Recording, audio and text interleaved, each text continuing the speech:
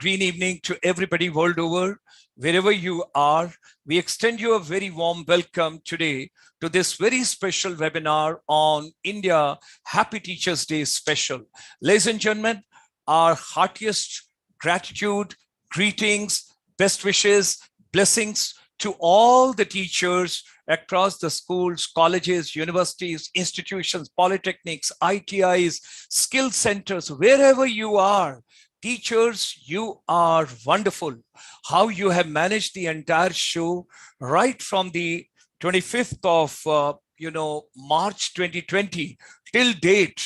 You have handled the entire situation in such a beautiful way. We are proud of you. We salute you. We bless you. And we pray to Almighty that He should shower all the blessings on all of you. Since morning, we had a couple of webinars. Today being a very, very special day for all of us. This morning, we started Vidya Se Adhyatam Vidya Ki Aur, all the way from University of California. That means the Woodbury University in California, Burbank.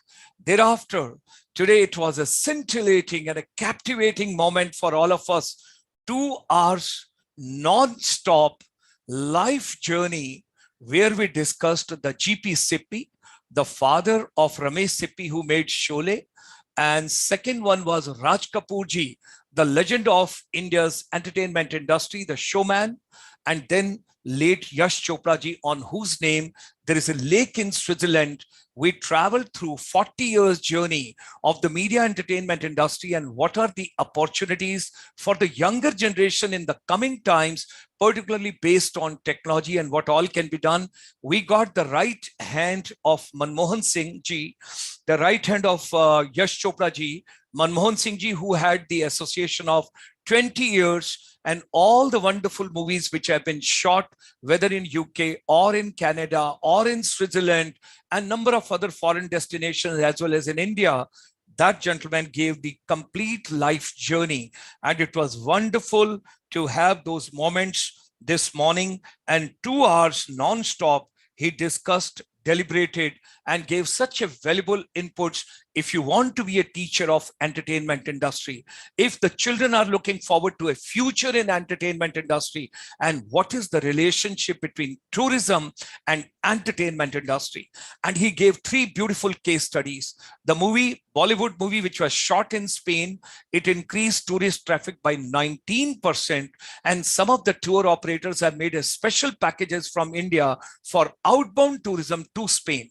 Movie Krish, which was shot in Singapore, 13% tourist traffic, and Singapore Tourism Promotion Board paying an X amount. That was the second amount. Couple of things we discussed over there, how the New Zealand was brought on the international map, and we discussed the relationship between tourism and the media entertainment industry.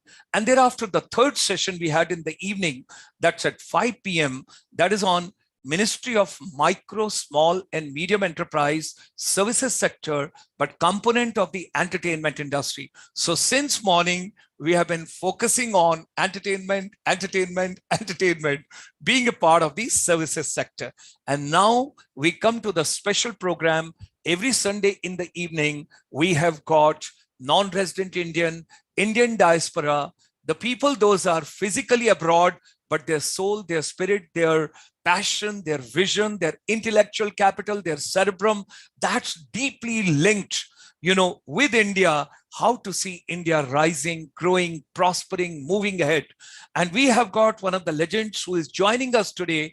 I'm grateful, my deepest gratitudes and thanks to Professor Dr. V. Karbhari ji, who is the professor and the former president, University of Texas, USA, who is going to share his vision with us this evening. And we have got very distinguished, I always admire him.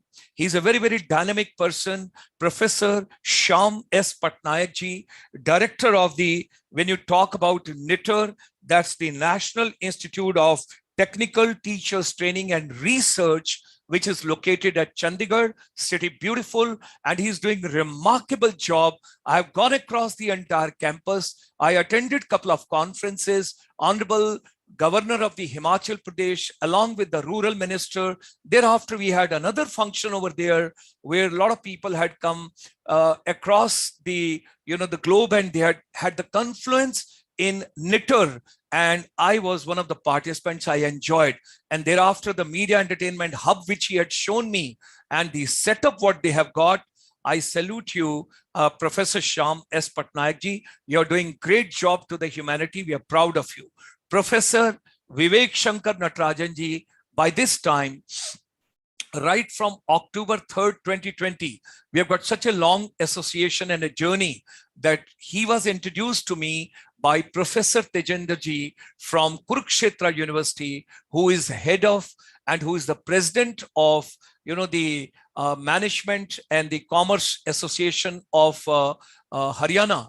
He introduced me to Professor Vivek Shankar Natarajan ji, and from that day, we have not looked back. I always felt he's just like a brother, and he's so dedicated, he's so passionate. God bless him. We are proud of him. He's our advisor in the United States for the Chamber. And ladies and gentlemen, today on India's Teachers' Day, we have got a very special session, deliberation, interaction, and of course, a lot of rewards, awards. Everything would be coming. We'll be unveiling in a little while. And the topic is very catchy. It's very appropriate. It's futuristic. It is something which is relevant. It is which is the need of the hour and which is going to set the pace for the future. Re-Envisioning higher education for the 21st century. So you assimilate the subject, and let me just move ahead. Let me flip through some slides quickly and we go on to. So happy Teachers' Day. Guru Brahma, Guru Vishnu, Guru Devo Maheshwara, Guru Sakshat Par Brahma, Tasmai Shri Guruvai Nama. All the greetings to everybody. Now, hats off to all the teachers. Once again, we are proud of you. And today, we send you our greetings and best wishes. Keep it up, keep it up. Because imagine the size of India's population. Imagine our challenges. Imagine you are struggling. Don't recollect 25th of March 2020. What is Zoom? What is flip learning? What is digital learning? What is blended learning? What is outside classroom learning? What is under the tree learning? Everything happening over there. But well, you made the show go on. You are the best. You are the best.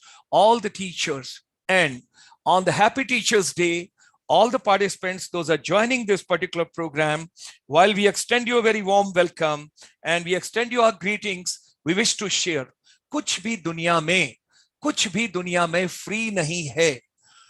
परमात्मा को भी पाना है. If you want to get the God, if you want to reach Almighty, if you want to get moksha, तो उसके लिए भी आपको तपस्या, प्रयास and dedication, devotion, prayer, सब कुछ करना पड़ेगा. Hard work तो चाहिए. So today, during this journey, as we will move with the flow, as we will move with our deliberations, we are going to have 10 cash awards, 1,000 rupees each. That means 10,000 rupees we'll be distributing today. And whosoever would be the winner, I would request Professor Vivek Shankar Natarajan ji. He is going to announce the person who gets that 1,000 rupees. And you are requested just to write your email ID in the YouTube ongoing program. And that would be, now you would say, the reward would be based on what? Today's deliberation, relevance of your thought process with the ongoing flow. And you can keep posting your comments and let him flip through and let him see through. And then he will keep selecting after every 10 minutes, 12 minutes, one answer correctly. And also at the end of the show, I would request Professor Satyendra Dhiman, depending on what kind of inputs are coming, what kind of recommendations are coming, what kind of views are coming, what kind of posts are coming on the YouTube, when people are enjoying this particular session with Professor Karbhari, we would also keep one scholarship at disposal of MBA with the help of Professor Vivek Shankar Natarajan ji. Next year, one of the Indian boy or a girl to go for scholarship to United States. But it all depends on how relevant you are, how pragmatic you are, how innovative you are, how creative you are, how dedicated you are, how passionate you are, and what exactly goes with the subject and your vision. Ultimately, You should be passionate to empower India and India's education ecosystem, giving its fragrance and sprinklers all across the world. Our chamber is the link between India and 31.4 million Indians overseas in different countries. We are proud of our brothers and sisters. During the lockdown, we had lots of challenges. I do not want to go into the deeper, but I only pray to Almighty there is no third wave and we all come out.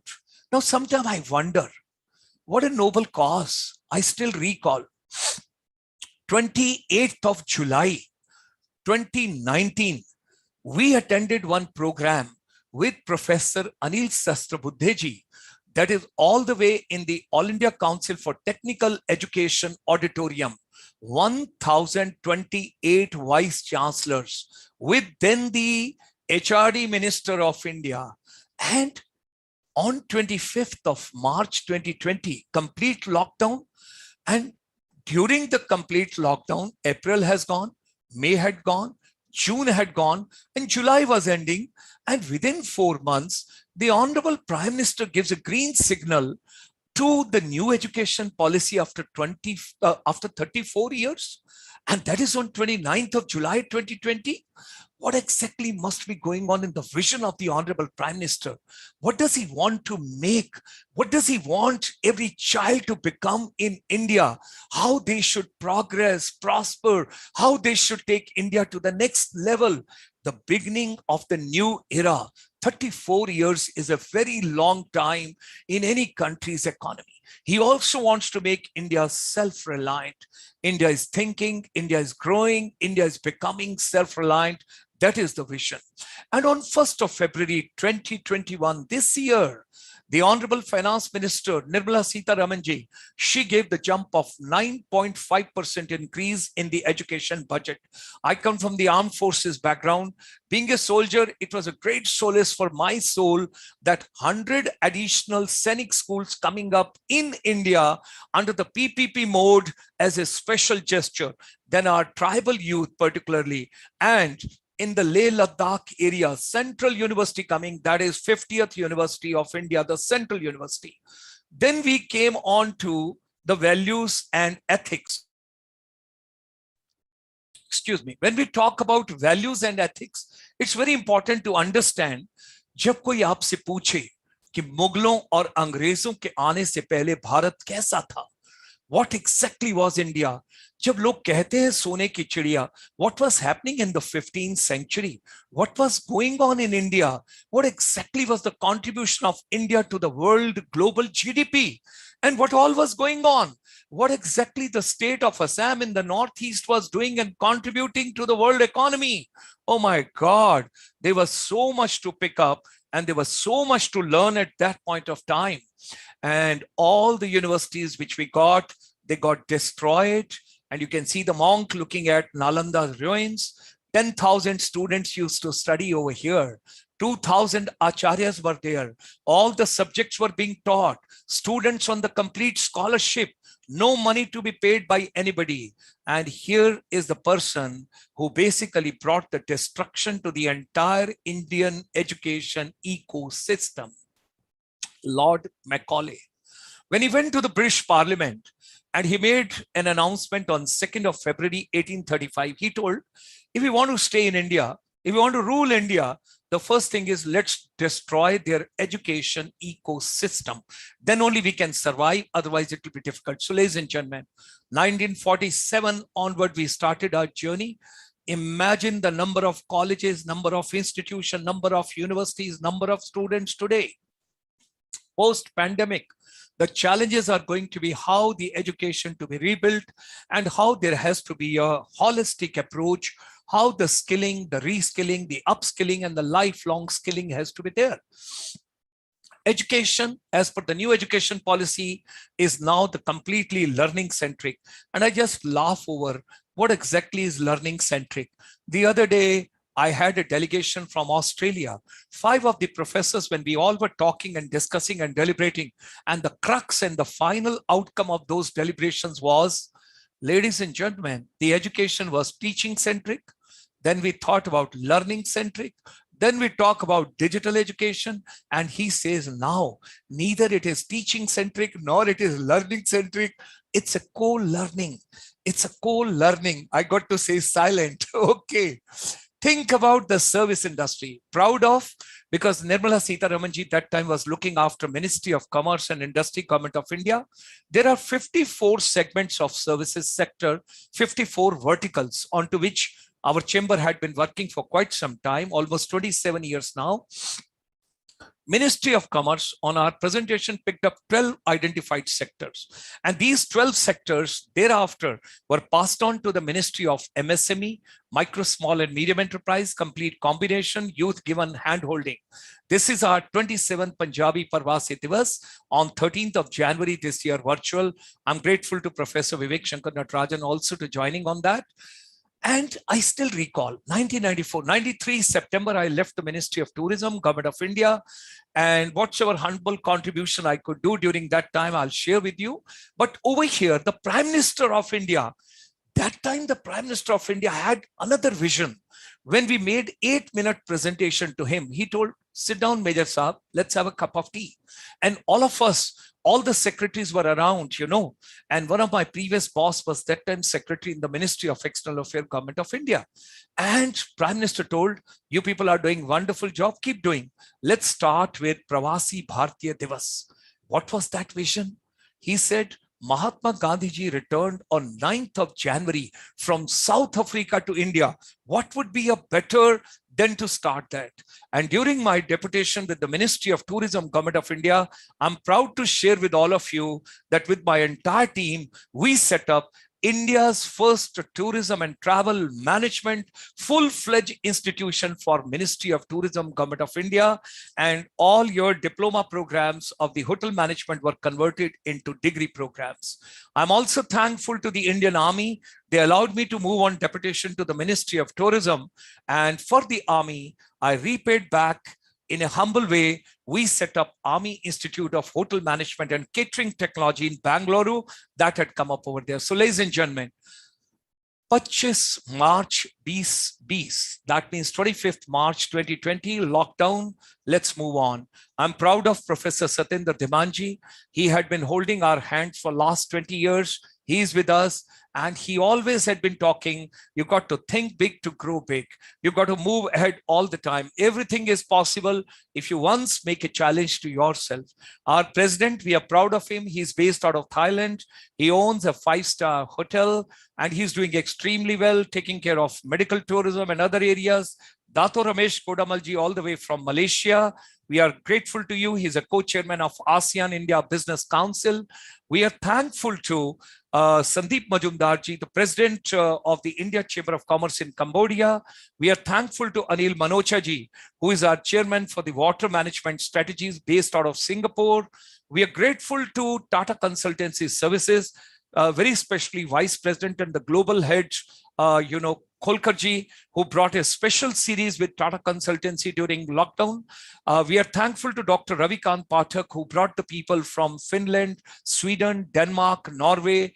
And of course, we had special thanks we have got for Mr. Eric Fault. He joined us, the UNESCO headquarters from Paris, and we had done a wonderful deliberations on the World Teachers' Day on 5th of October. Today is 5th of September. This I'm talking about last year, 5th of October. This year, once again, we are going to have a global celebrations on 5th of October, 2021, the World Teachers' Day. We started another series. Yesterday, we have completed 70 webinars, Ayurveda for the global wellness, where everything is being talked. And then on 3rd of October last year, under the patronage of Professor Satyendra Dhiman, and with the efforts of Vivek Shankar Natarajanji, we started the series, and we have come unstoppable every Sunday, 8 p.m. onwards. Indian diaspora, non-resident Indians, all of us together. We did special series of 50 webinars on Buddhism, relevance for Indian education ecosystem. Thereafter, we had gone to Vedanta. Swami Sarvapriya Nandaji from New York, he joined us all the way. And Sudeep Majumdarji, we are grateful to you. We did special series of 50 webinars for Swami Vivekananda's views on education. And thereafter, we had gone on to teachers. Then we had gone to Lala Lajpat Rai special series. And these are 31 deliberations after the budget got 100 new scenic schools, 31 principles for Army, Navy, Air Force, Civil, everybody coming together. This is the International Women Day. We are grateful to all of them. And there was a special seminar, program, interaction, confluence from the world over. We had the World Youth Skills Day on 15th of July, Re-Imagining Youth Skills Post-Pandemic. That was the title given on the World Youth Skills Day. And we are thankful to Professor Dr. Jagdish and Shethji, Professor Anil Sastrabuddheji, Dr. Nirmalji Singh Kalsiji, and of course, Vivek Shankar Natarajanji. Thereafter, I'm also thankful to Dr. Satyanarayanji. He brought the concept and deliberation, 4 webinars where he discussed how the research to be carried out. Ladies and gentlemen, nowadays, when the tourism, hospitality, aviation, and related fields are suffering, we are focusing on film tourism, entertainment tourism, because after one movie being shot of Bollywood in Spain, there is a 19% tourist traffic increase. In Singapore, there is a 13% tourist increase. Couple of things we are talking. So Noida is going to get the first international standard film city, and everything is coming over there. 1,000 acre, 6,000 crore. That is the kind of thing. At present, our chamber for the last 7 years, we are completely focusing on Northeast. This was all the 8 states head of the tourism. They had come together. We had a deliberation, and these are the 8 beautiful states. Film tourism analysis and the road ahead. We discussed with them what exactly can be done. And these were recent film tourism potential webinars with them, which we have done. We are proud of Ravindranath Ji. He is the former chairman and managing director of the NSIC in India. He is our chairman for the MSME, micro, small, and medium enterprise. Wellness and holistic healing. Everybody needs mental wellness, physical wellness, spiritual wellness, environmental wellness, and economic wellness. When you talk about that, we brought 100 webinars with Sector Skill Council, Government of India on wellness and beauty and wellness sector skill council. Then entertainment industry, when we talk about 100 webinars we had brought with the media entertainment sector skill council, entrepreneurship, and Shri Anand Prakash ji, we are thankful to you for bringing more than 10,000 people from the Middle East on this particular program. So ladies and gentlemen, our chamber is committed, teacher and youth empowerment, and we strongly believe education is incomplete without skills, competencies, and capabilities. And education and skills are incomplete without a right opening in the right times, in the right place. That is either entrepreneurship or startup or employment. And we are proud. Our chamber brought India's first service industry finishing school in 1994. All the power is within the youth. They need strategic channelizing. Teachers, you're wonderful. You need lots of empowerment. Now, under making education relevant, teacher and youth empowerment with the vocational skills and entrepreneurship, we have started reviving the tourism industry of India. And here is the president. We are doing every day, Monday to Saturday, 5 p.m. Indian Standard Time, a special webinar series, which is on golf tourism. We are also doing Youth from the Northeast special program coming on Monday. If you want to become a training provider, you want to take free training, free of cost training to be for beauty and wellness, we are bringing a special program on 6th September for you at 8 p.m. And ladies and gentlemen, also we are planning to bring a very big program for all of you tapping the film tourism potential for Northeast India. B2B is back to basics. That is the future: basic health, basic education, basic food. In education, why don't we make it relevant to our day-to-day living? Why are we teaching the subjects which we don't come to usage till we depart from this world? And why education ecosystem doesn't have music, dance, games, happiness, humor, fun, creativity, curiosity, storytelling, stimulation? So whatever human mind can conceive and believe, it can achieve. Let's move together, and we extend a very warm welcome to Professor Dr. V. Karbhari ji, Professor Shyam S. Patnaik ji, Professor Vivek Shankar Natarajan ji. Join me in extending a very warm welcome to all of them and having spared their valuable time and to be with us over here. A pleasure to have. Happy India's Teachers Day. And I would request Professor Vivek Shankar Natarajanji to start with his prayer. And after his prayer, we will start today's session and we will have the interaction, the flow. It's quite fluid. We can move the way you feel appropriate. Aim is the participants to be benefited and our distinguished guests, they should enjoy the participation. With these words, Professor Dr. Vivek Shankar Natarajanji. Well, good morning and good evening in those of my friends in India. As we start with a slokam for on Guru, and then I want to do a little preface to Dr. Karbhari's talk. Guru Brahma, Guru Vishnu, Guru Devo Maheshwaraha, Guru Sakshat Parabrahma, Tasmai Shri Gurave Namaha. So it is very fitting that we have this deliberation on a Teachers' Day. But what is very unique about Teachers' Day is it is something that is of relatively, it's a younger phenomenon in our whole firmament of things. It is the birthday of a former president who was also a scholar. The second president of India, Dr. Radhakrishnan. But that's not alone. He was also a vice chancellor of a couple of universities in India, and he was also a professor at Oxford. So very unique academic accomplishments, and his bulk of his academic work was basically introducing the concept of Vedanta in the firmament of modern philosophy using the modern idioms, and that is how all his work is being done. Now, how is that tied to Dr. Karbhari? He is also a former president, and in the United States, only two people you can use the word former presidents. One is if they've been the president of the Union or United States, so there are about 45, so we call them, or they've been a president of university. A very rare title. So he's a former president in his own right, but he's a professor, and he has had his education in India, and he's taught, and he's also been in the US. So I said, this is some commonality, and I was glad. I'm glad Dr. Sharmaji mentioned about the Pravasya Bharat Divas, because it is one of those occasions during the Indian Republic Day in the Indian consulate. That's when I met Dr. Karbhari. So that's kind of very interesting you connected. It is sort of a little homecoming for me. I just want to give a formal background to Dr. Karbhari. And then I want to talk a little bit about what he is going to be talking.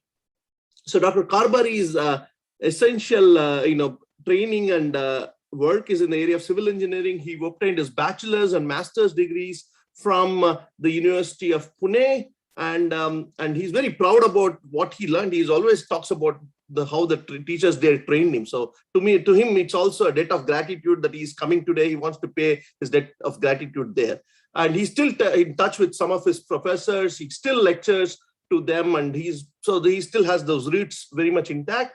And from there, he went from the west coast of India, he went to the east coast of the United States, to University of Delaware, where he got his PhD. And from there, he went to the west coast of the United States, to University of California, San Diego, where he served as a professor, and he was also instrumental in starting the Department of Structural Engineering, which is kind of a very unique program. So there's many departments of civil engineering, but a standalone department of structural engineering. I think that was a teaching innovation in itself, And then he given his academic and administrative talents, he went to University of Alabama in Huntsville, where he was also the provost. And then from there, that's very personal to me. He was chosen to be the president of University of Texas Arlington, a very rare honor. And I'm an alma mater. That is my alma mater. If I have some accomplishment today, it's because of my education at UT Arlington. So, and when he became president, I was always happy. And then we met in the consulate. So we were talking, and then we have stayed in touch. So he's very kind. He watches out to me. He always looks out to me because I'm an alum. But we have stayed in touch. And so when I requested him, sir, and so after his role as presidency, it's a 8-year term. So he has now stepped back, become a senior statesman. He has done a lot of innovative things during his presidency at UT Arlington, and now he's kind of sit back, become that senior statesman, and he's now focusing on a great deal of policy work, which is all about how do you make higher education accessible, more flexible, and in the context of new technology, what are some innovations that can happen? So he has been working with several organizations as academic fellows, and he's about giving his time back. So he's really now giving his expertise back. So no wonder I said we should request him to speak at our forum.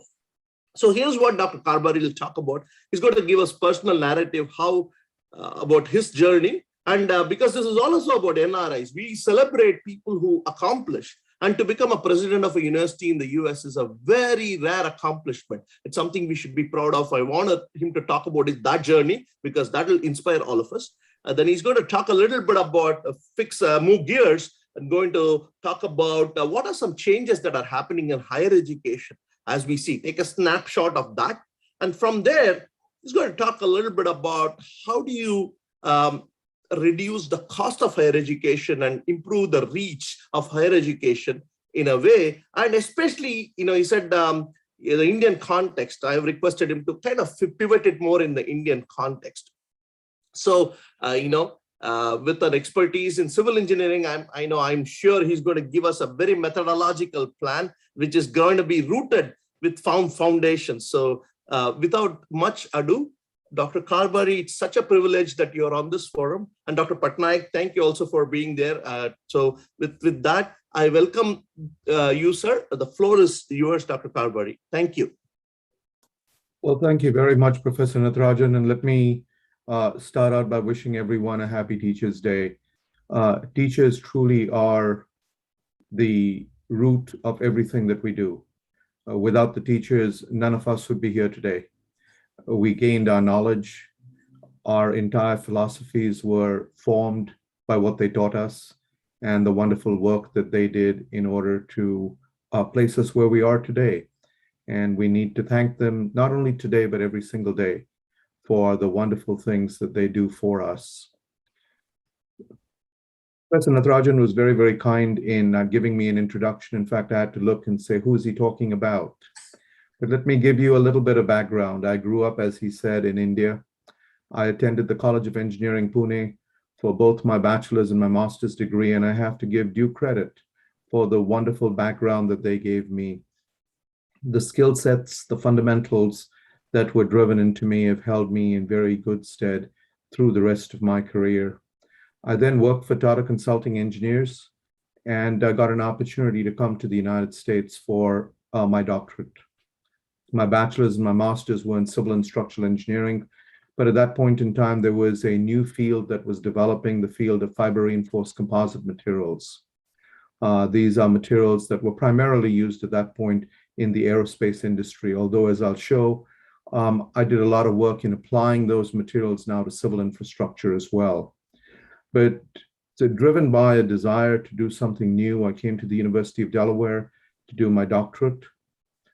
I completed my doctorate in the area of fiber reinforced composite materials, stayed on at the University of Delaware as a research scientist in the Center for Composite Materials and a faculty member in the Department of Civil Engineering until I was recruited by the University of California, San Diego. The University of California, San Diego is one of the top universities in the United States. And it's unique, and I think that's something that we need to look at. Generally, when we talk in terms of education, we talk in terms of excellence of education in terms of teaching and learning, or we talk about excellence in terms of research. We rarely see both of them together. The University of California, San Diego, even back in the early 1990s, was really fixed on one goal. It had to be the best across the board in all disciplines, and it had to be the best both in teaching and in research. And that creates a very unique environment and ecosystem, because as you all know, it is scholarship and research that keeps our faculty at the forefront in their own fields. One can obviously read books and become very learned from it, but when one is creating knowledge themselves and one is actually at the cutting edge of knowledge, that brings a new perspective to what they can take back into class. And at UCSD, that was the driver, that every time you did some research, you brought it back into class at the undergraduate and the graduate levels so that the next generation can continue to move forward. I had a wonderful set of experiences at UCSD including work in the composites area, work in the seismic rehabilitation area, and work in the application of composites to very large structures, both in the civil area and in other areas as well, such as in the naval and the aerospace areas, including some very unique large-scale testing and full-scale testing. Just consider the opportunity when one can test an entire wing or one can test an entire building in a lab, rather than doing it on small scale. You test it at full scale. You truly understand what's going on at that structural systems level. So I had some wonderful mentors who basically told me, don't start to complain about what things are, try to fix them. And therefore I got drawn into administration. And with that, I moved to the University of Alabama in Huntsville for 5 years, some wonderful work over there. And then I was recruited to be the president at the University of Texas at Arlington, which has been a tremendous honor. It's a journey that was actually formed by the background that I was given through my education in India, both in the schools and at the university level. Our schools in India are tremendous. They provide not just education in math, physics, chemistry, biology, but also in history and English and, let's say, grammar and civics and geography, to create that complete individual who is able to then gain the maximum that is necessary at the undergraduate level. This is something that India should be very, very proud of, because the undergraduate education, and I can only speak for the undergraduate education in engineering because that was what my education was, but I have to believe, based on everyone that I've seen, that it is the same in the other disciplines as well. The fundamentals that we're given in India, the rigor that we are given in India, holds us in very good stand when we try to do something like a PhD, because we're given the fundamentals. And a lot of people talk about the fact that we are not innovative in India, and I have to tell you that's not true. We are extremely innovative in India, and that is why so many of us who have gone to the United States, have gone to Europe, and all the way from the rest of the world, have taken that background, the innovation, the knowledge, the rigor that we were taught in India, to then thrive.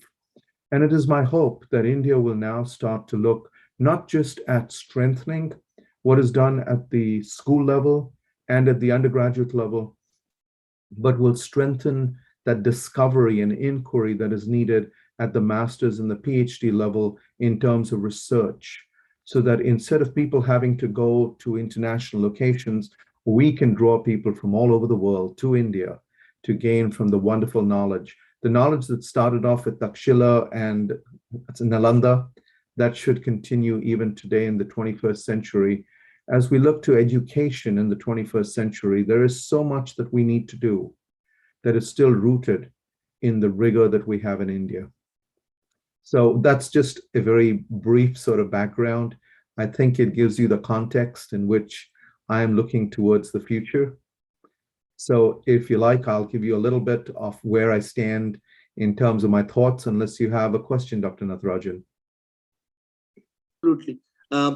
So I wanted to see if I can pivot this in two things, sir, to kind of move into the second phase.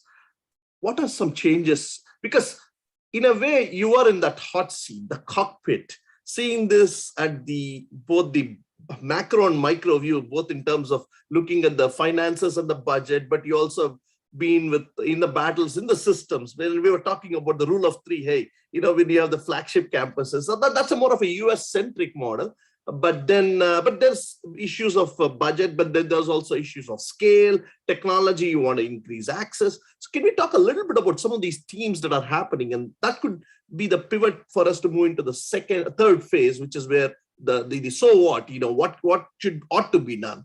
So this is kind of like, maybe we can do a little bit of a like a physical exam and getting a master health checkup of what's happening, based on your assessment of what's. I think that's very useful.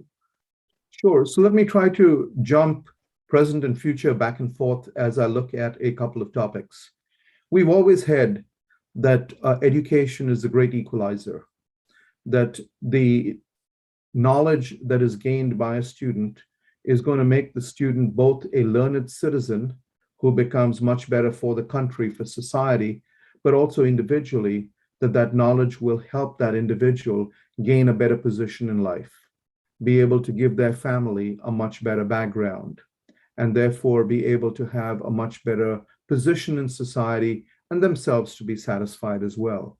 The challenge that we've had, it's all over the world, it doesn't matter where we are, whether it's in India or in the United States, is that education has been more or less an elite enterprise. Only very few get education rather than the large number. And if you look at India, we see that across the board. There are brilliant students who are not able to get into our best universities. There are brilliant students who do not get an opportunity to actually go for higher education, not because of their capabilities, but because there is no university close to them, or that there is a university, but it's too expensive for them to go to a private institution, or there are no seats in the area in which they can actually gain the knowledge and then make a contribution back to society. So on one hand, we have a numbers challenge. How do we create a possibility for knowledge to be given to the broadest possible set of students? On the other hand, we also have to look at what do you do with that knowledge? From one perspective, it is wonderful that people become learned citizens and they gain from the knowledge, and therefore they have that knowledge within themselves and they can gain self-fulfillment. But from a society perspective, one has to also look at when you need people in different areas, what are those needs? And how do you make sure that as those needs change, we also get students, learners, who are then qualified in those different areas? How do you make sure that the skills that's needed for a job are actually within these students? 20 years ago, 30 years ago, maybe even more, I'm sure all of you to remember that when you got your first job, you were told, don't worry about what you studied in college. We'll now teach you what is needed to succeed in your job. At that point in time, it was possible for a corporation, for a nonprofit, to actually take the time to give you an apprenticeship after you got your degree. And the first year you rotated through the different departments and you learned different things. In today's world, where you have a confluence and a convergence of knowledge and information at such a very fast pace, that time is no longer there. The desire now in the corporate world, in the nonprofit world, is that when they hire someone on day one, they must be able to contribute towards the goal of that company, towards the goal of that institution, towards the goal of the organization. So that time that was there for the inculcation of everything no longer exists. So we have to make sure as we go forward that not only do we look at the numbers and the fact that we need that opportunity for people, but we also now have to balance the academic knowledge with skills. How do we give people both the academic knowledge, not just for themselves, but for their jobs? And how do we make sure that we give relevant skills and a system, an ecosystem that provides the student, the learner, with the opportunity not just for their first job, but for the 7th, 8th, and 9th jobs, which becomes a very important task that we need to look at. And this is where I think we need to pivot and we start to need to look at a different way of looking at education. Today, and in the past, our education has been built on very rigid structures. You start on a certain day during the year, and you end on a certain day during the year. You have a semester, or you have a quarter, or you have a trimester of a certain length. You learn something, and we all know that by the time we graduate, a lot of what we have learned is obsolete because there's so much new knowledge that is coming up that anything that you learned 4 years ago is already out of date. Although the background, the skills, the critical thinking, the analysis that it gives you in going through that will hold you in good stead for the rest of your life. If we consider that, we have to understand that there are some changes that we need to look at, and those are changes that have to keep pace with the world. A world that is more global, a world that is moving faster with convergence of knowledge and information and technology, and a world that needs a lot of flexibility. Flexibility both in terms of time and space and location, So let's try to posit, if you will, a couple of those things. And the pandemic brought a lot of those things to the forefront. Now, I want to make sure everyone understands. A lot of what has happened because of the pandemic did not happen because of the pandemic. It was catalyzed to be accelerated during the pandemic because the need became much more urgent. These were things that were already being discussed, but people were slowly taking them forward. The pandemic made it automatically that it had to be done almost overnight. So let's start out with time, space, and location. When we start talking about education, we have generally talked about education being based on location or co-location. The faculty member, the learned teacher, the guru, must be there with the students and the shishya in the same place. Now, we have technology, and we've proven that the technology can be used for years and years, but the pandemic made it absolutely urgent that we were able to go online. Now, before everyone says what we did during the pandemic and what we continue to do is not really online, I completely agree. In most cases, 99% of those cases, what was done immediately overnight was remote emergency teaching. Zoom and Skype and Teams and everything else. But we also use technology to make active learning, learning by doing, available to a lot more people.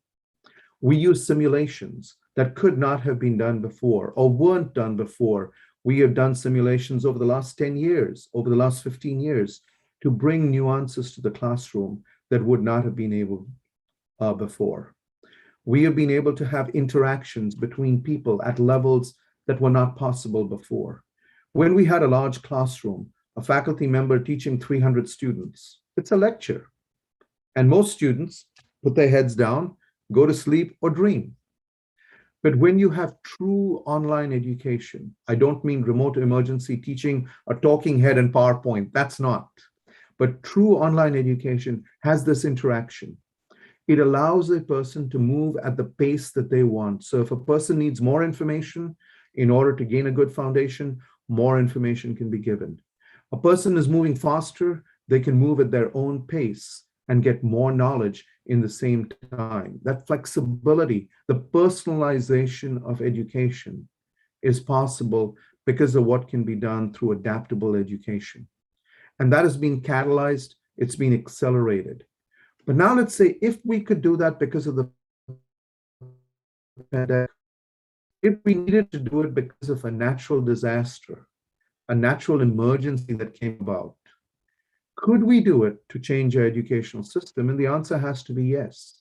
We have thousands, millions of students who cannot gain access to the best education because they cannot be physically at the same location.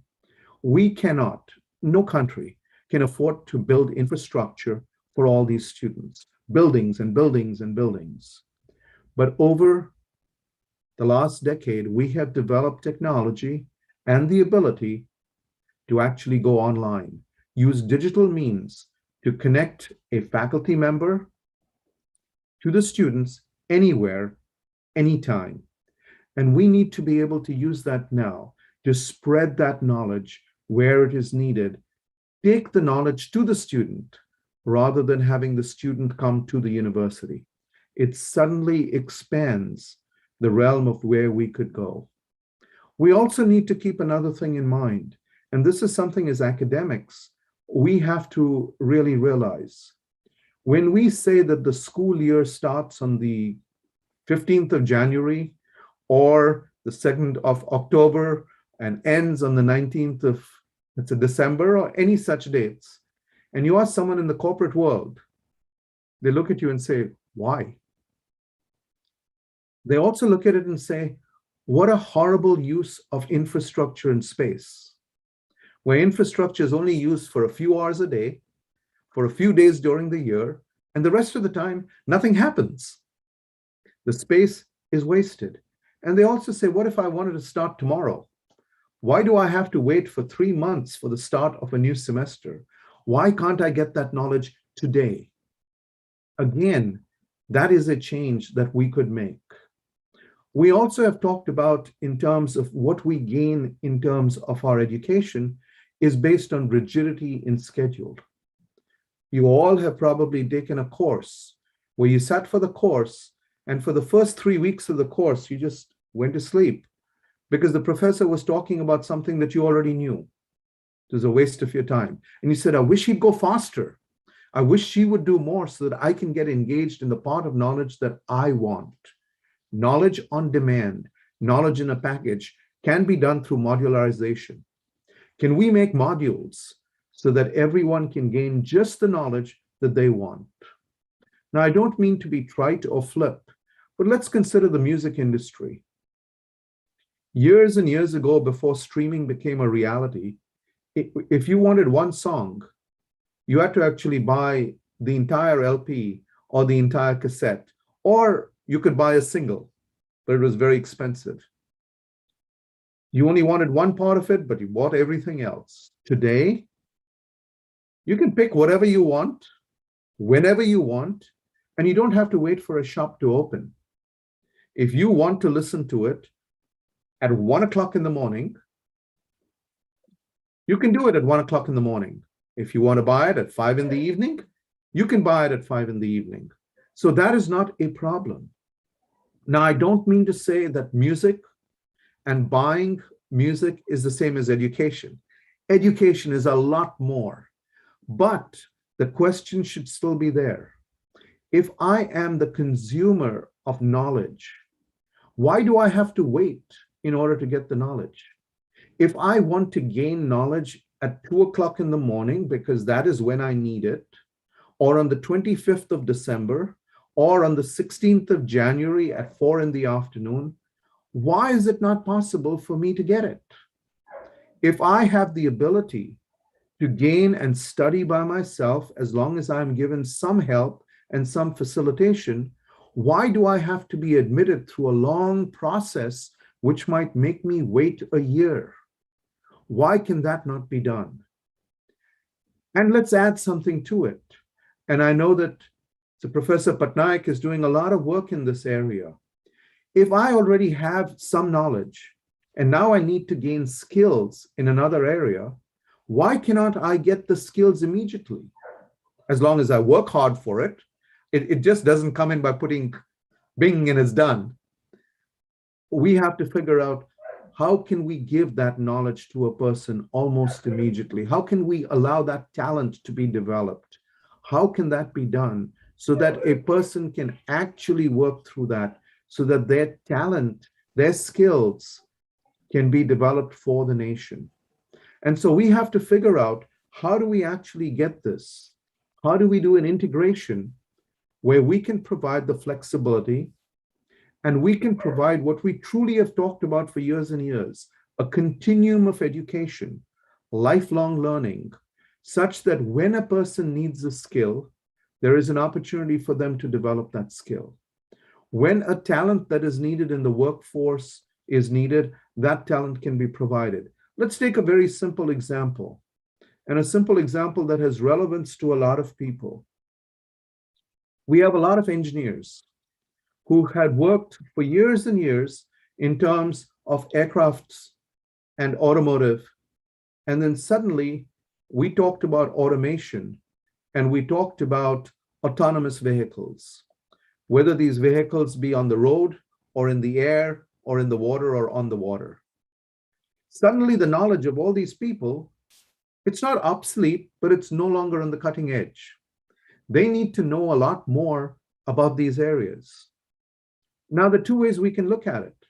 We can say, everybody go and get degrees in autonomous vehicles, or we can say, you have knowledge, let us give you a few more courses without having to go full-time to a university and gain from those skills. Similarly, let's look at the management area. And I know that Professor Natarajan is an expert in that area. So I don't want to go too deep and say, I know what he does. But we have a lot of people in management who have some wonderful ways of looking at management, whether it's in marketing, or it's in finance, or in economics, or in sales, or any other area. And then we suddenly said, today, we live in a data and information world. And therefore, we want everyone to be highly skilled in data analytics. Now, that doesn't mean that everyone needs to know about the computer science background or everyone needs to know the details of how to do data analysis. We need to understand data science and data analysis and the application of it. So how do we take all those students who have all those management skills? How do we take all the workers who have all the management skills and add to that a little bit of data analysis so that they can work on it? To me, that's the challenge that we have. How do we take knowledge and how do we modularize it? How do we give people both the academic background and the workforce talent at the same time? How do we create a mechanism when knowledge is given on demand without the lowest common denominator? So if a student is able to move faster, they should go ahead.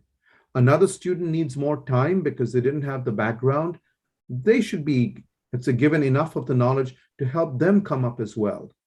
And as the demands from the workforce change, how do we change the way in which we teach, instruct, so that the workforce is always kept at the high level? Because otherwise, we are actually wasting talent, because what we tend to do is we say, okay, anyone who's not qualified, fire them and hire new people. But we're losing the wonderful skills, the experience that people already have from years of work. How do we upskill them? How do we reskill them? And how do we co-skill them? In my mind, this is the future of education. When we look at the future of education, to me, the future of education is knowledge on demand for anybody who needs it, irrespective of their background, and this integration between academia and the workforce. So the two are not isolated. We always talk about the ivory tower in the US, where academia is over here and the workforce is over here. How do we bring them together so it is seamless? Dr. Karbhari, I'm going to pivot to the next phase because, we both, engineering and management, both the disciplines I'm trained in are all about, say, okay, it doesn't matter what exists. How do we solve the problem? So what, and that's really, how do we go from here? So I want to bring up about 2 or 3 bipolar things so that we can see, and then see how is there a middle path. One is education. Should it be know-how or know-why? That's one area. And as we've talked about it, the STEM versus STEAM, STEM and, arts, which is STEAM. So STEM versus STEAM, that's one thing. The other one is rigor and relevance, meaning theory versus practice, the mix.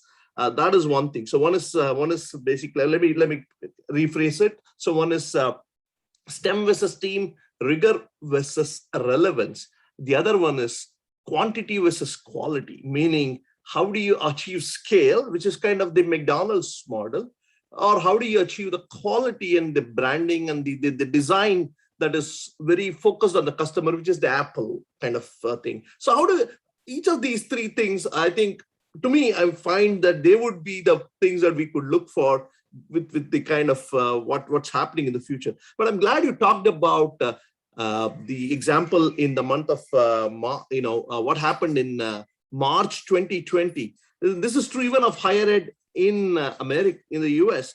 We all flipped the switch online. And that is like, I think, a big, Clayton Christensen from Harvard used to call this as disruptive innovation. And he was predicting it like 15 years from now, I think, but the coronavirus upended it and we are here. The future is we are already in the future. The question is, how do we take this further? But at the same time, I'm also believe has the fundamental goals of higher education changed? I don't think so. And you put it very, very, very well. A skilled workforce and good citizens. I think those 2 have not changed. But in realm, keeping those 2 goals in mind, I wanted you to reflect on these 3 things. Again, to reiterate, rigor and relevance, quantity and quality, and the third one is, some folks would also say online versus offline, which is kind of synchronous, asynchronous. So all of these things exist, and let's see if we can pivot it and give us, I'm not a believer in any silver bullet, because I think what we always will get is a gold mine, but it is up to us to get to mine gold of it. But most people want some nuggets in the form of gold from any of these sessions. So if you can give us a few things that we can take home in terms of what would happen. And Gulshanji, is that good? And do you want? And if you are getting any questions, Gulshanji, maybe at the end we can also post some questions for Dr. Karbhari. Thank you. So let me take the 5 things that you brought about, and let me go through them one after the other, but try to link them together. Know-how versus know-why. I think both are absolutely essential. And I think this is where we have a problem with all the things that you mentioned, is we try to take them in a binary case, yes or no, rather than the fact that we need to have both, but we need to look at it with relevance. So let's look at know-how and know-why. When I was a graduate student, we didn't have a lot of symbolic logic and computational power. It was there, but it was just beginning to reach the levels where it is today. So I actually did a lot of manual calculations to actually look at a 4th order differential equation and how to solve it. Today, you don't need to do that. That doesn't mean that students don't need calculus. It means that they need to understand calculus, but now you can do a lot of other things. And so we shouldn't be scaring students about mathematics when we have a lot of tools to help them become better and become faster. Not everyone has to be the expert in order to use it. They have to understand how to use it. They have to understand when an answer is wrong, but they can all use the tools for it. So I think we have to have that balance. I think also we have gone overboard when we talk about STEM. We talk about everything depending on science, technology, engineering, mathematics, and I completely agree. Today, we are in a data-driven, technology-inspired world that has to be there. But there is even more relevance today for the humanistic skills that are so important, for critical thinking, for understanding, for knowing about culture and social norms, even anthropology, sociology, languages. They're so important to us, not just in terms of what we do, but also in technology. If you look at the greatest failures that have been there in automation, it hasn't been because engineering has been wrong.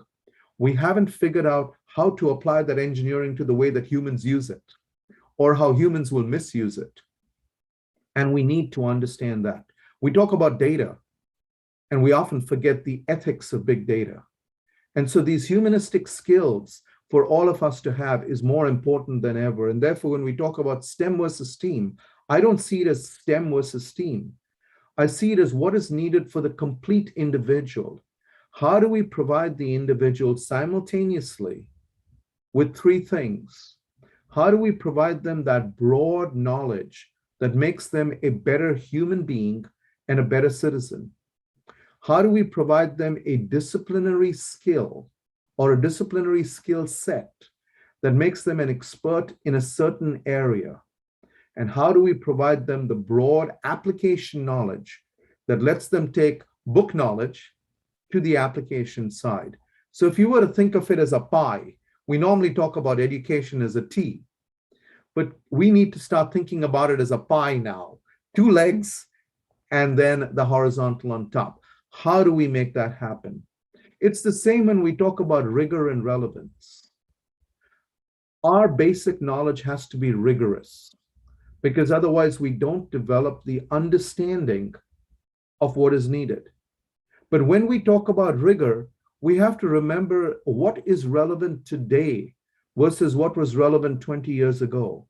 If you look at our curricula, too often our curricula is filled with courses and R's of things that were very relevant 20 years ago. But if you looked at them, they're no longer found in the world today. Why are we spending so much time on it? Historically, we need to understand how technology and human beings and civilization has developed. But spending all our time looking at an engine that was built 100 years ago, when today the engine is completely automated and works more on electronics than anything else, why waste that time except as background? So again, rigor and relevance. We need to be rigorous.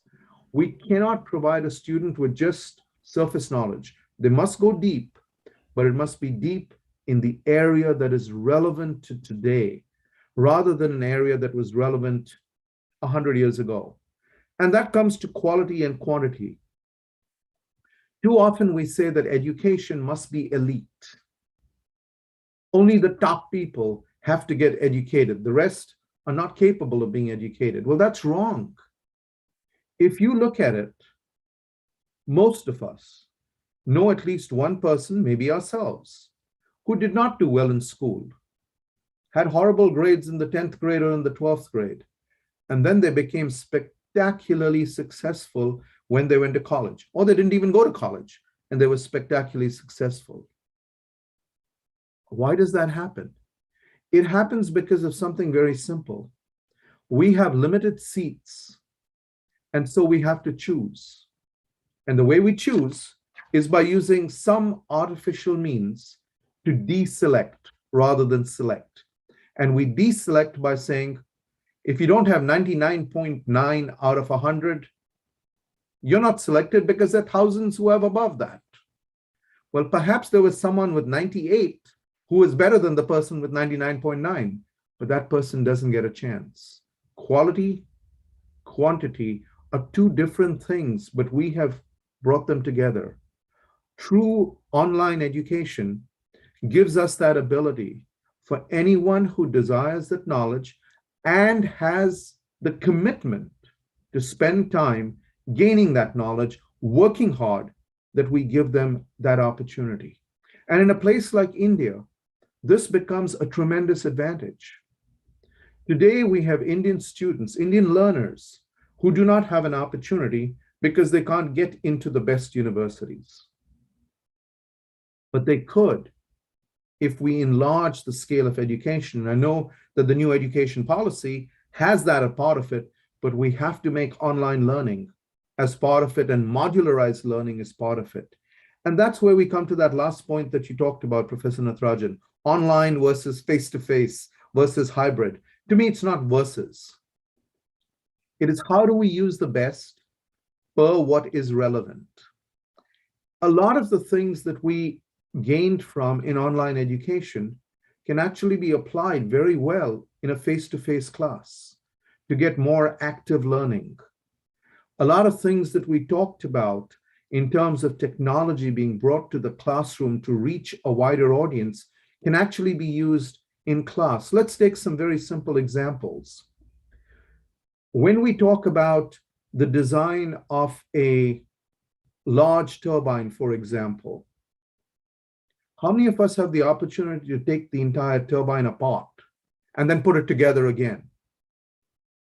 Probably never, because it's too expensive to take a turbine and take a chance that these students will leave out a few parts and then put it together, and the moment you switch it on, it'll blow up. But you can have a 3D simulation where you can actually allow the student to do that. Let's consider the area of medicine and nursing. We want our doctors, we want our nurses to have the full range of experience that is necessary. We give them all the theoretical knowledge. But yet, except for a few places, and I'm very proud that at the University of Texas at Arlington, we have some of the best education that is given to nurses across the world, because they're given, in addition to the theoretical knowledge, they're given the practical skills, and they're put within that ecosystem. Consider the case when you have a nurse and something happens to the patient and the patient dies. You want that nurse to have that first experience of what happens when a patient dies or is coming close to death before they actually do it on a real patient. Simulation, artificial intelligence with virtual reality and augmented reality makes it possible for us to give the student the same stress levels, the way of working with a team in an operation theater so that they can gain that experience. Think about our students who study archaeology or who study art. How many of them can go to a dig and actually see what happens when you find and discover things that were hidden for years and years? How many can go to a museum and look at art and paintings and sculpture and look at the intricacies of it because they cannot travel from where they are to that museum or the art gallery. But if you use virtual reality and augmented reality in the classroom, you can bring the gallery, the dig, to them. Think about when we're trying to reskill people.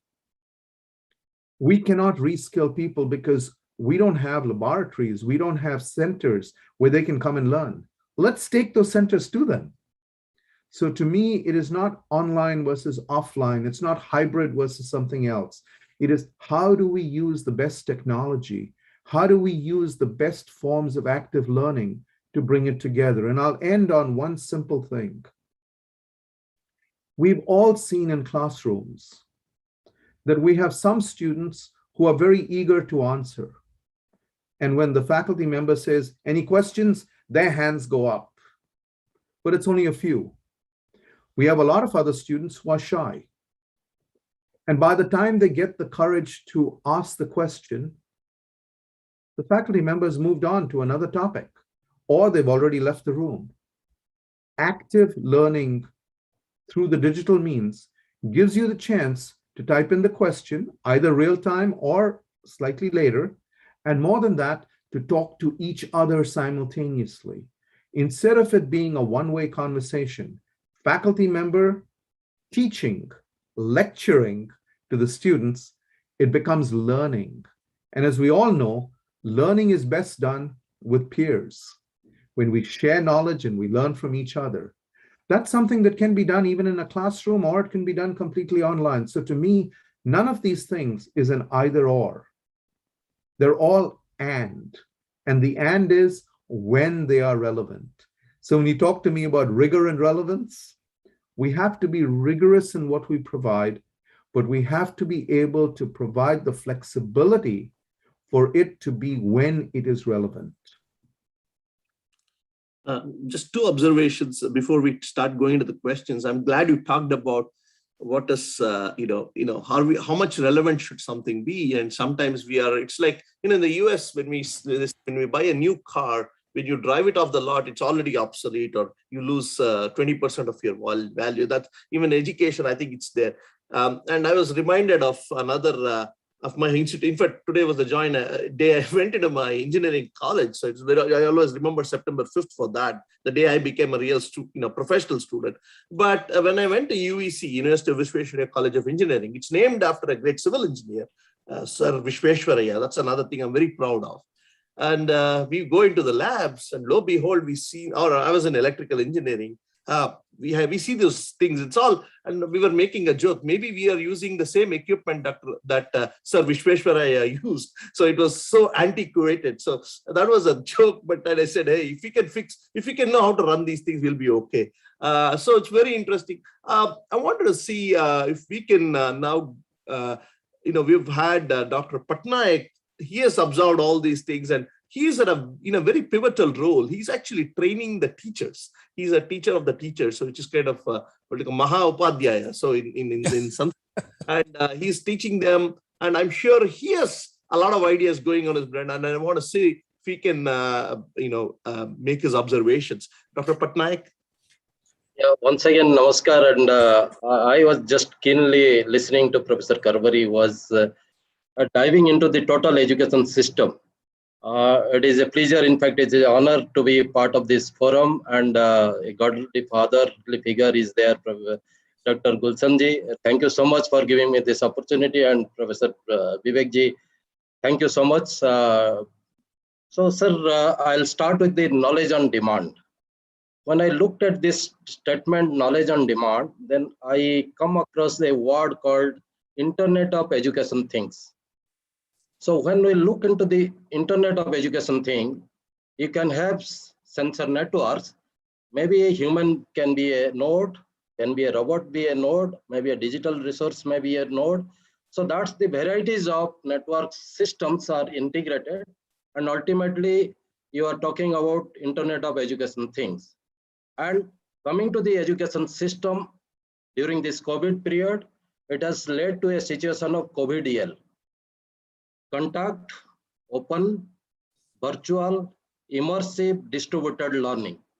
So therefore, it is not simply only online or offline. It is going to play all sort of platforms which have been tried in past. Like we used to have a contact mode of educations. Now also it is in prevalence. We used to have open university, that is also there. We have virtual universities where a lot of these immersive tools are used. Now it is distributed learning. Therefore, the pedagogy which is coming in is socio-digital pedagogy. It is no more actually the education is in society now. So you cannot talk about the education system to be within the university or within the institute. So therefore, the only way out is making networks and partners. That's the way I look at that. And that is the way, sir, let me tell you, this institute, which is located in Chandigarh, you'll be surprised that we had our studio in way back in 1985. We wanted to teach people that video can play a lot of supporting role in classroom teaching.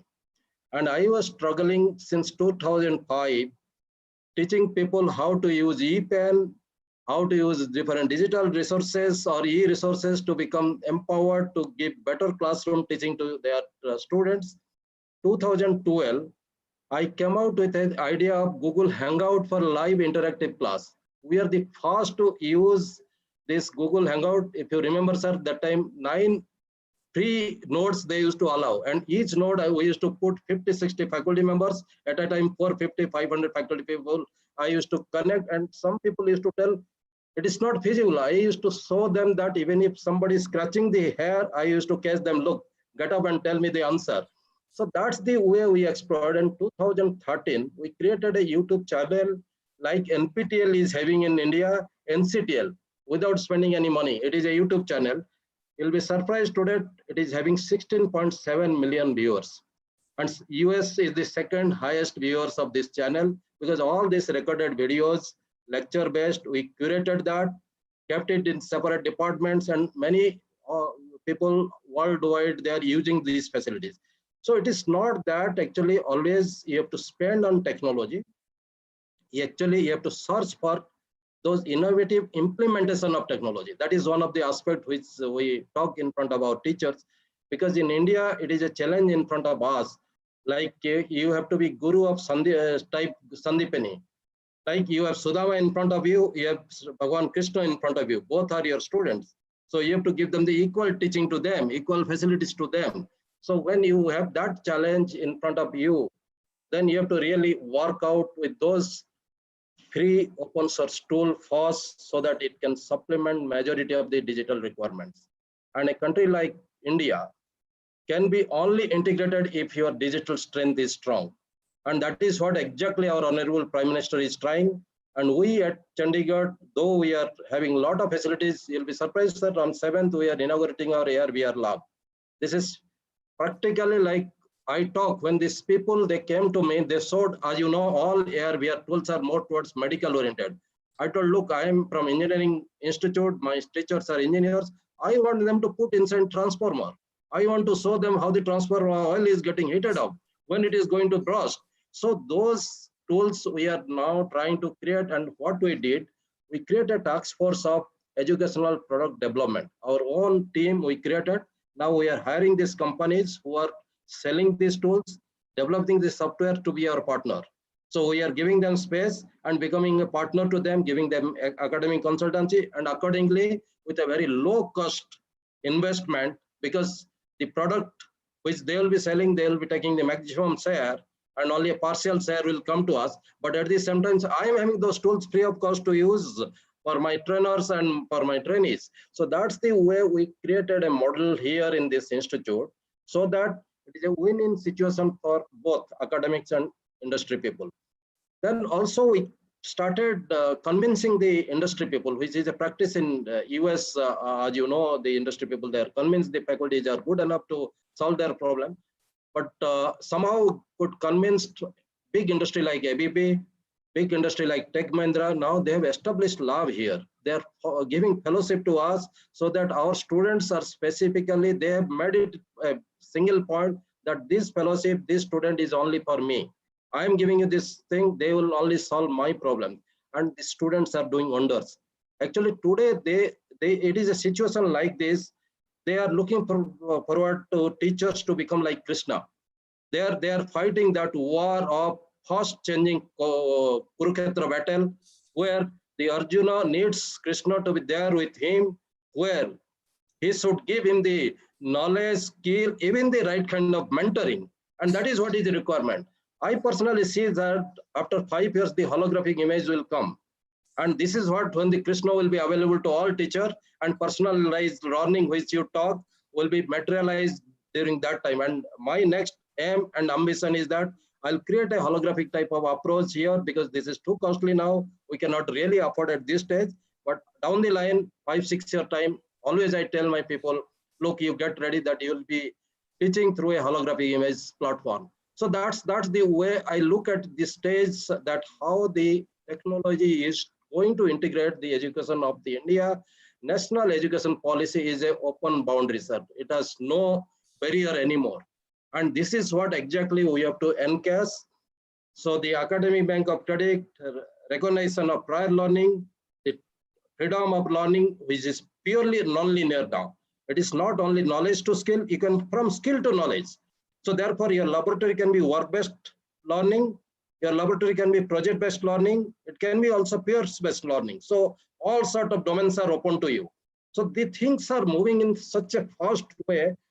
And for your information, sir, when the COVID started fast, within 3 months, when I just evaluated how my faculty members are doing, I was surprised to see that they have reached 49,100 marks of training the faculty members. In our normal course, in a year, we used to reach a number of 15,000 and 18,000 like that. And in COVID, in first 3 months, it was 49,100. And that year we completed with 79,000 participants all over the country. And there all this virtual lab, web lab, all these things we integrated, sir. And wherever we are not having that interface, we recorded the lab. We started bringing the camera in front of them, perform the experiments, show them in a demo-based learning. So that also was really utilized. And I fully agree with you that the modularization, this small segmented way of giving the inputs through an online mode, rather than putting that PowerPoint, giving so many unwanted historical thing in front of them, is not the right way of teaching the online classes. So it should be more challenging them. Like I sometimes tell my faculty, like PUBG type of games, learning should be there. Like they should so much excited and so much like get involved in that. So they start learning by themselves, and they should put a lot of questions for you so that you become a learner also. So that's the way the lifelong learning will take place. And at this stage, I personally feel that the teachers, they needs to change their mindset. And that is what exactly we are looking into. We are going through a lot of mentoring program for them, giving this opportunities, showing them this best facilities, at the same time advocating that, yes, there are a lot of costs available, the free open source tools are available, which can be really utilized to empower you with the digital resources. So no need to bother about a lot of investment. Cafeteria approach will be possible. Like sir, you told the building is used for 2 hours, why it cannot be lent to the other people? So that's the cafeteria approach of lending the facilities are also we are exploring, and we are now opening up this platform that way. Even if the students are ready to do the activities in any of their government organization or NGO or in laboratories, we use a word now called work-based learning. If from that, if he's learning something and we are evaluating, our evaluation system has to be strengthened so that they pass through a right kind of evaluation, so that we justify the work-based learning is same as our laboratory-based learning. So that's the way we look at this step. So a lot of transformational excellence we are looking into. It is not transactional excellence now. The national education policy is for transformational excellence, and lot of new documents are coming up, because I am also part of many committees, so we are contributing in that. So the things are changing very fast in India, and you rightly told our education systems has a foundation, but the foundation is to be utilized to make pace with the dynamic changes in the industry. As we talk about industry 4.0 today, the 5.0 standard is already in place. They are working upon that. So that's the type of pace we have to keep in our education system. And the students are like, it reminds me Subhash Chandra Bose statement, like, give me blood, I'll give you freedom. The students, they say, give me facilities and flexibility and freedom, I'll give you the outcome what you are looking forward to.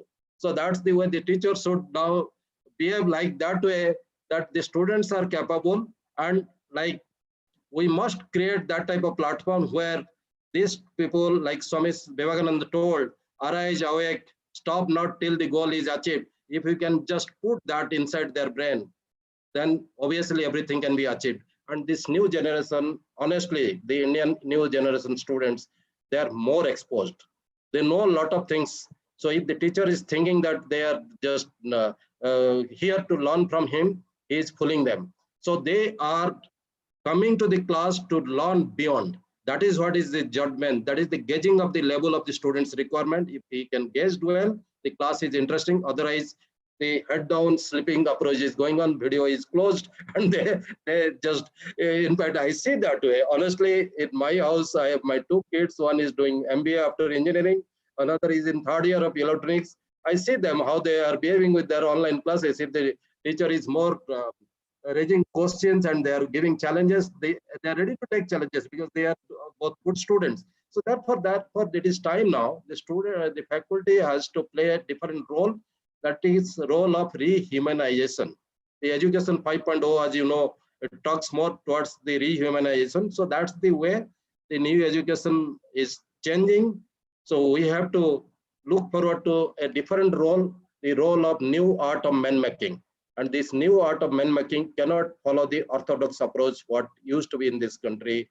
Yes, there was a time when it comes to the personalized learning, when I was going through the document of Takshashila Nalanda, 3,000 teacher, 10,000 student, 1:3 ratio. So which is feasible only when you have a holographic approach for years. That's the way, and I think this will come, and we'll have this type of personalized learning. And the experiential learning is possible because all those facilities are now getting interfaced, because cyber physical interface is really getting facilitated with 5G in place. You'll see that seamless data transmission will be there, and there will be a lot of this interface which will come, which will facilitate the delay or latency can be avoided, and it will be more interesting for the students. So at this stage, I'll stop because I am a person fully advocating for technology for learning. Unless that is integrated, you cannot really expand the higher level of education, the quality education in a country like India, where if you see, sir, 11,000 technical institute, 33 lakh students to handle them, and they are located somewhere in remote place of Northeast, somewhere in place like Chandigarh. So making a balance between them, only technology can do that. And in 85, we started Studio. 2004, I was running the national beam for technical education through EduSat. We had a satellite, and I used to have a broadcasting from my studio. All these experts, they used to come here, and we used to do such activities. So we have tried many technology. Honestly, we are now convinced that this technology only can integrate quality education in this country. Our students are not poor, our students are not dull, they are equally intelligent, only they are away from the facilities which they are not getting exposed. Once you expose them, they will do wonders. Thank you so much at this stage. If any queries is there, I would like to take that queries. Thank you so much, sir. Thank you. Thank you very much, Professor Saab. In fact, ladies and gentlemen, I personally would like to endorse, because having met Professor Shyam S. Patnaik ji number of times at his institution, when I go to the National Institute of Technical Teachers Training and Research, and when I meet him, he's a person and his slogan is, united we work, together we achieve, and the team we win. And also his philosophy is, partnership builds strength, networking creates wealth, and empowering leads progress. That's the way, and it's really wonderful. I would request Professor Vivek Shankar to kindly take to everything finale, and thereafter then we will do the final closing. You know, Dr. Sharma ji, do you want to take any questions, or do we how do we take this? Are we pretty much signing off because we should have a minute or 2 or 3, whatever they want, the closing remarks by both the distinguished speakers. And thereafter, you announce 7 to 8 names or 10 names, whatever you feel appropriate, the winners of the evening. And if you find somebody suitable for MBA, because the kind of remarks which are coming over here, I was expecting much more to come over here. And I think many people feel shy. They see it from the corners, but they don't want to post anything. And later on, when you will go off the air, they will post the comment, they'll watch the video, they will do everything. It's a human psyche. It's a human psyche. You have to Sharmaji, we got to practice what we preach, because we are saying online, and in online, it's flexibility. Anybody can watch it anytime. But Professor Patnaik sir was already told, he is telling my both the sons I'm watching. That's the way it is. Please go ahead. Yeah. Okay. So, I think I will cut to the chase and request both Dr. Karbhari and Dr. Patnaik to make their concluding remarks, and then I'll summarize it. We can move towards closing of the session. Dr. Karbhari, sir. Sure. I think what Dr. Patnaik said was very, very relevant.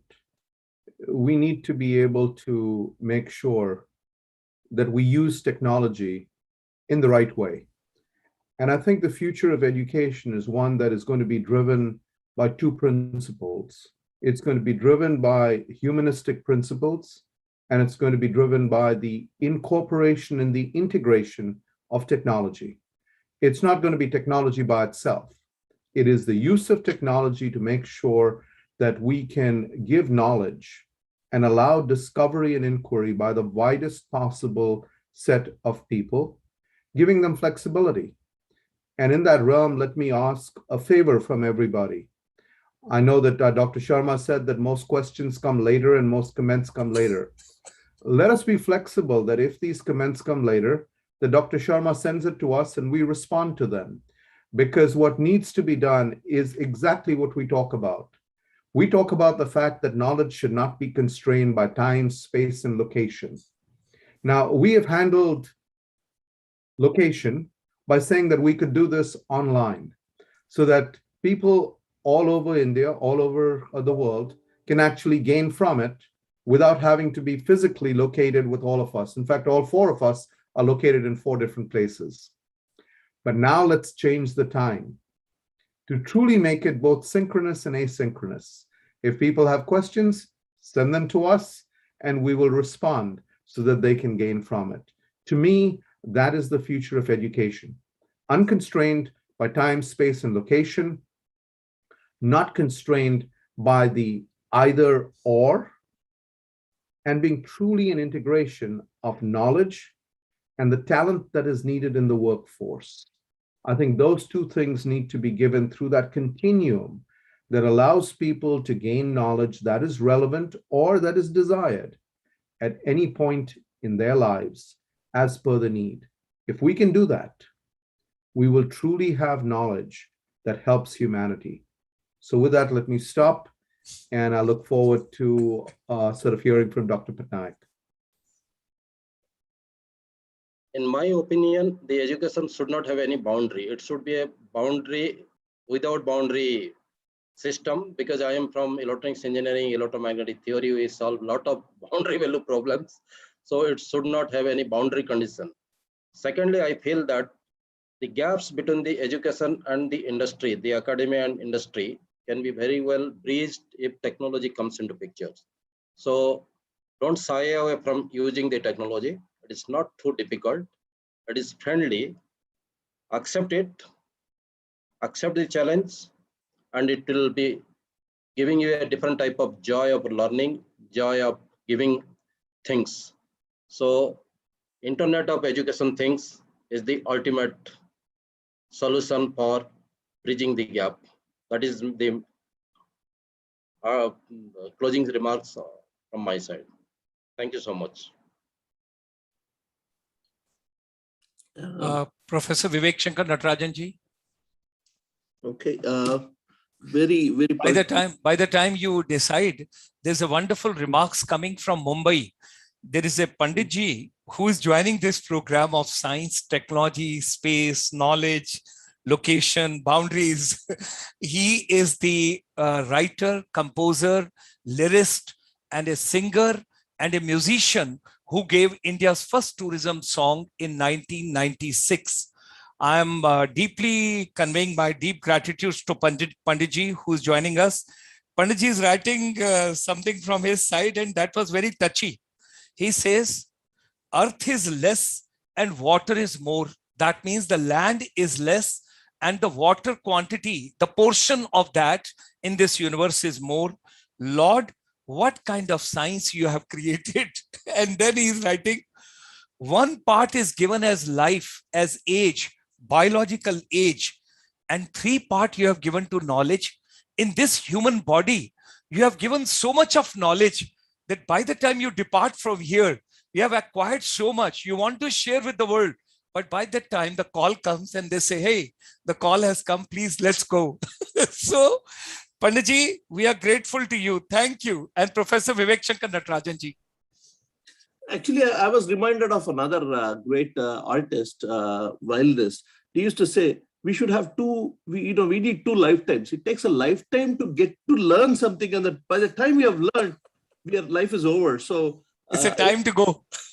Yeah, so I think the point we try to, in fact, I've read about a lot of things about people who say when they are at 90, what did they regret not doing? And one of the overall themes seems to be that I did not learn enough or I did not do this enough. So somewhere the idea is if you stop learning, you start, I think, even existing as a human being. That is probably the, people talk about vegetative state. To me, that is the vegetative state. You don't learn. So every day we are learning. And but only thing is there is learning to, and that's why in Indian tradition, they say, you put it into 4 parts. 25% is from your school teachers, 25% is from other students, 25% is, from your, experience, and 25% you just, with your wisdom, age comes wisdom. So that is there. But what we are talking is mostly the institutional education, and which is where the first 25% is. And we have to make sure the access is there.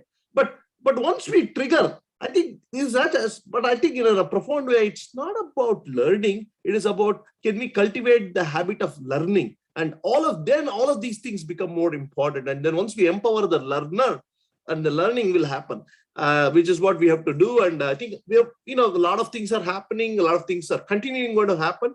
And it was very interesting because what we got from Dr. Karbhari and Dr. Patnaik, there we were able to capture a lot of their wisdom. And so we got that in the form of, instead of having to go and pluck the fruit and, and make everything, we got it in the form of a juice. The question is, can we drink the juice and can we move on? And that is where the learning for the people who are watching should be there. I think we will be doing more of this. Dr. Karbhari, I'm a marketing guy. We believe in relationship. And so hopefully this is not the only time we see you. We really would like to have more association, especially given your work in the area of cost and access. We might want to have another session just about that, the cost and access. I will be very glad to do it. Honored to be here. Thank you, sir. Thank you, sir. Thank you, sir. And it was a fitting tribute to a great son of India, Dr. Radhakrishnan, on the Teachers' Day, that we took this in the idea of how do we create the teaching 4.0 or teaching 5.0. And Dr. Patnaik, I'm an engineer too, electrical engineering by training. So I was glad to see the kind of work you are doing. So thank you so much for gracing the occasion. Thank you for your wonderful work that you're doing. And Sharma-ji, of course, we can't thank each other. We both are Bharatis, we both are on the bright side of things.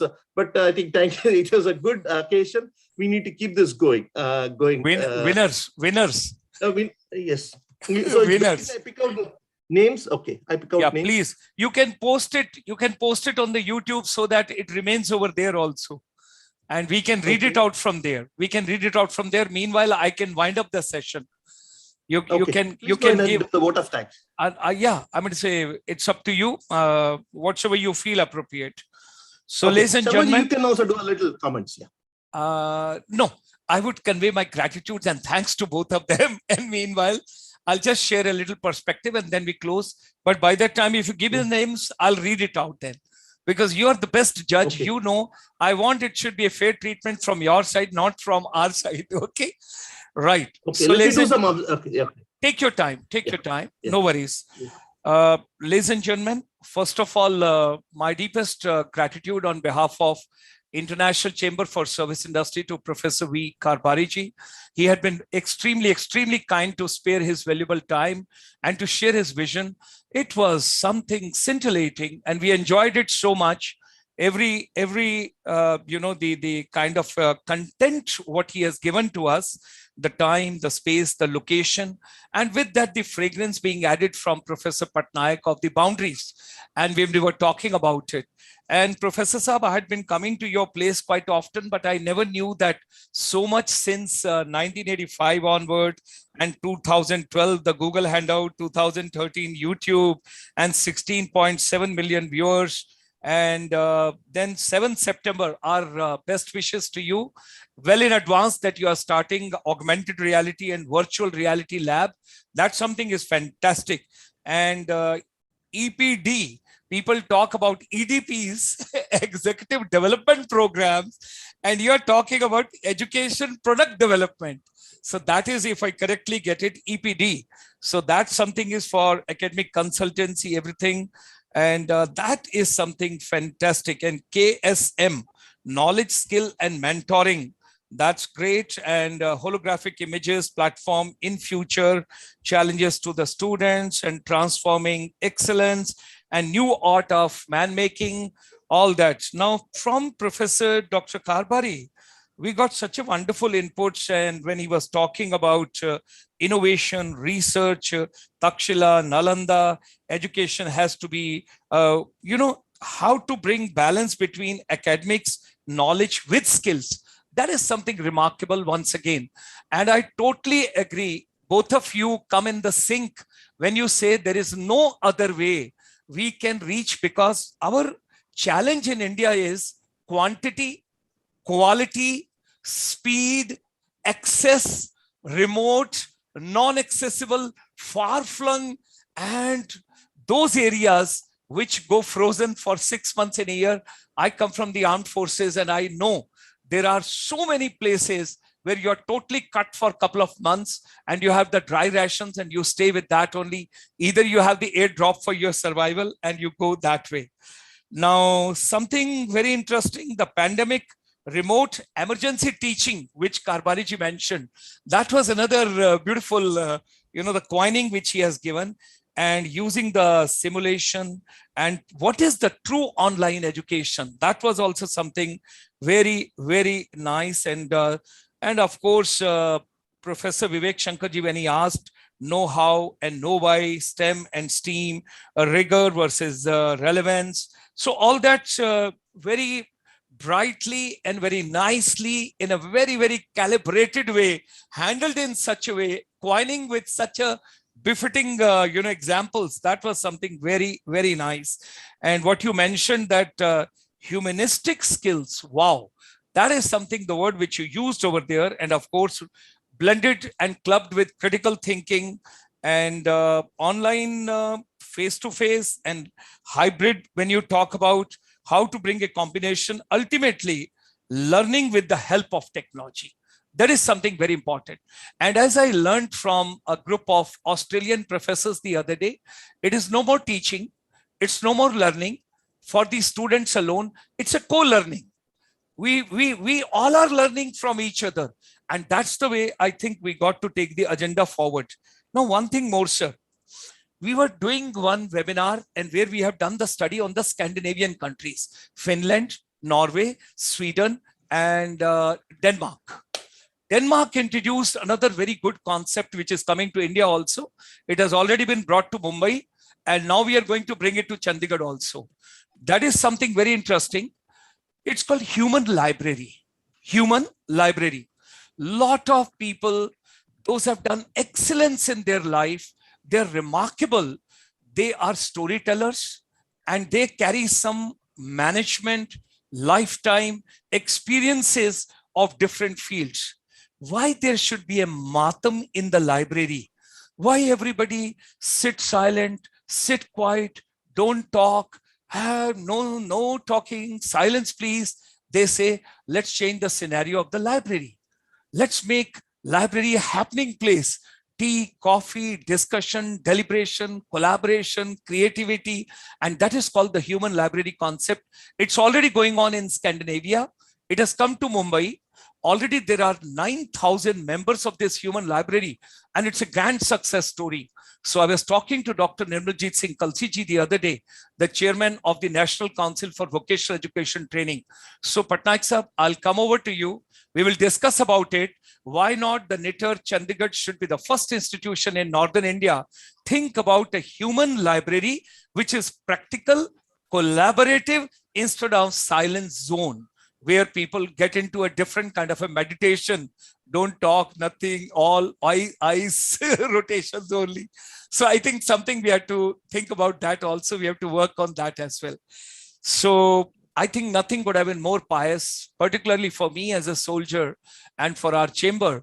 We had two wonderful legends, this evening, Professor Vivek Shankarji. I'm thankful that you brought Professor V. Karbhari ji, and I'm grateful to Professor Shyam Patnaik ji. He had been very kind to accept my request and my invitation. And I wanted something happening for the entire globe, for the universe. And our chamber would further take this deliberation across to, as no boundaries and no time, no space, no zones. We will take it to everybody. We will share with everyone. There are lots of places in the northeast part of India where you don't have a connectivity. We will load this and we will send across to them. Let it reach from Guwahati to other places. That's the way we will work on to. With these words, Professor Vivek Shankar Natarajan ji.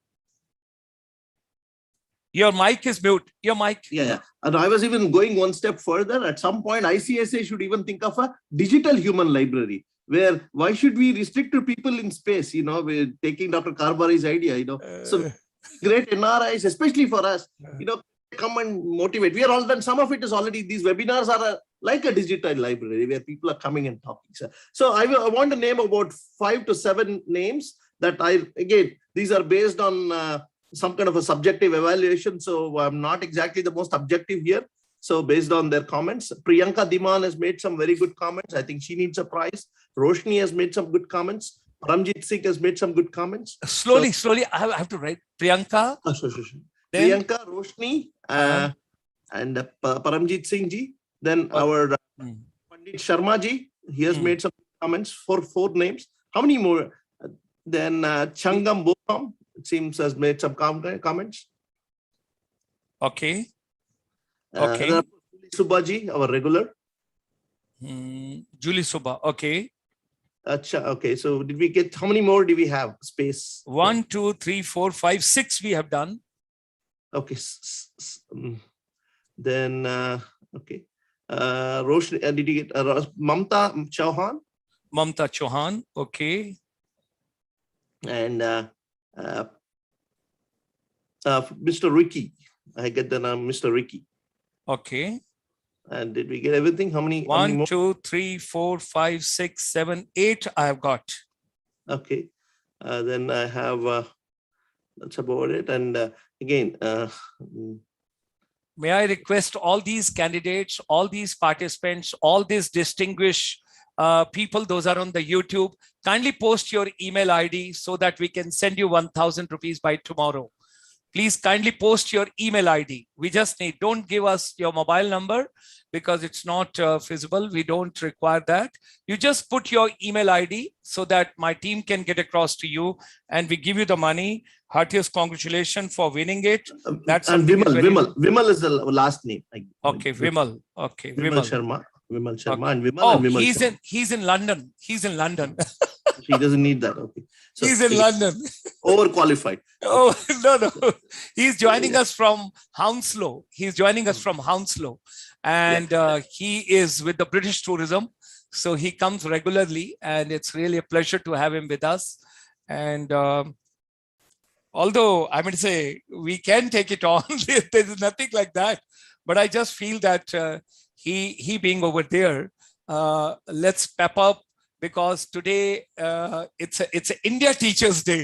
So I would like the kids to be getting, or teachers to be getting this side. That would be very kind of you. 8th of October, I'll go global. Yeah, and Dr. Sharmaji, I'll make an observation here. This is because we are about education. At some point, we've been getting so many rock stars of education of the Indian diaspora. One day, we do a full, like a curtain, like a full call. We should get, I mean, I would like to see Dr. Sheth, Dr. Karbhari, and many more of in his stature who all brought laurels to Indian higher education in the US on one stage. At some point, we should do that. And that will be a proud moment. It will be a proud moment for me because I see how much hard work each of them have taken to rise to where they are. We should celebrate their lives because not for the reason that, I mean, they want celebration. Most of them are beyond all that. But it is because I want another 1,000 people to be impressed and another 100,000 people to be impressed. So they follow their footsteps because we should inspire. So all of these people have done wonderful work. We should celebrate them more. That is the real spirit of Indian education, not because they become good in their thing, but they also go and contribute in another country and rise to the top. It is not it's a very rare thing. So Dr. Karbhari, we are also proud of you for the achievements you have made. Thank you so much. And Dr. Naik, thank you for coming. Thank you. Thank you, Vivek Shankar Natarajanji. Once again, we are deeply thankful to all the viewers. We are deeply thankful to Professor V. Karbhari ji, Professor Shyam Patnaik ji. It's a very rare occasion because generally we finish the webinar by 9 p.m. Indian Standard Time. It's 54 minutes past 9 p.m. You can well imagine how much we want to learn, how much we want to pick up. So all of us, we are very keen that something nice to be done in India. And we are looking forward to the most valuable support and guidance and the vision and the knowledge and the wisdom and the skill in a digital way, all the way coming the confluence of all our brothers and sisters. You have brought more than 70 people so far on different occasions in this entire journey during this pandemic, which is commendable. And my great thanks to Professor Vivek Shankar Natarajan also. So I think let's move on in this journey further. And special thanks and gratitudes and regards to everybody on India's Teachers Day. The last closing prayer from Professor Dr. Vivek Shankar Natarajan, and thereafter then we close the session. Om sarve bhavantu sukhinah, sarve santu niramayaha, sarve bhadrani pashyantu ma kaschit dukkha bhag bhavet. Om asato ma sadgamaya, tamaso ma jyotirgamaya, mrityo ma amritam gamaya. Om shanti, shanti, shanti. Thank you. Thank you. Vande Mataram. Thank you. Thank you very much. Once again, deep regards. And being a Fauji,